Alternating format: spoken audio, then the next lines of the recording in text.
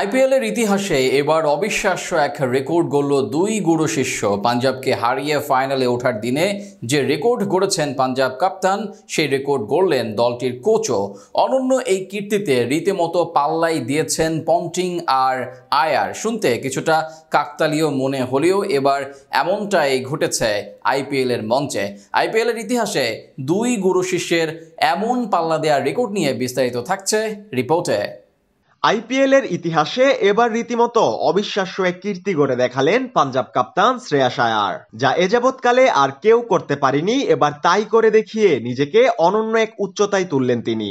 Record run তাড়া করে মুম্বাইকে হারিয়ে ফাইনালে ওঠার দিনে আয়ারের সাথে রেকর্ডে রীতিমতো পাল্লা দিয়েছেন পাঞ্জাব কোচ রিকি পন্টিংও। শুনতে কিছুটা কাকতালীয় মনে হলেও গুরু শিষ্যর এমন অবিশ্বাস্য রেকর্ড শুনলে চোখ কপালে উঠবে যে কারো।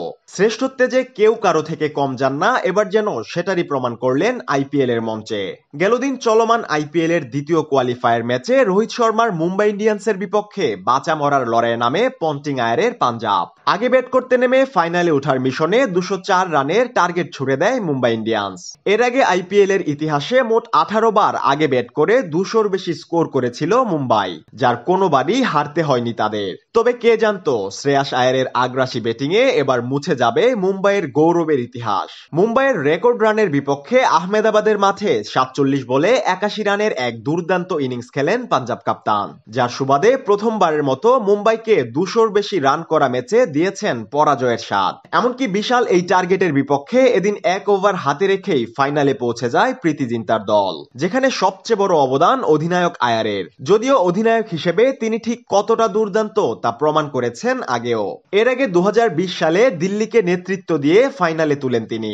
এরপর গেল আসরে শাহরুখ খানের কলকাতা নাইট রাইডার্সকেও ফাইনালে তুলেন অধিনায়ক আয়ার। এবার ফাইনাল খেলতে নামবেন পাঞ্জাবের জার্সি গায়ে জড়িয়ে, আর এরই মাধ্যমে পাল্টে দিলেন আইপিএল এর ইতিহাস। এ যাবৎকালের প্রথম কোন অধিনায়ক হিসেবে 3টি ভিন্ন ভিন্ন দলকে ফাইনালে নেয়ার রেকর্ড গড়েছেন তিনি, যা আর কারো ঝুলিতেই নেই।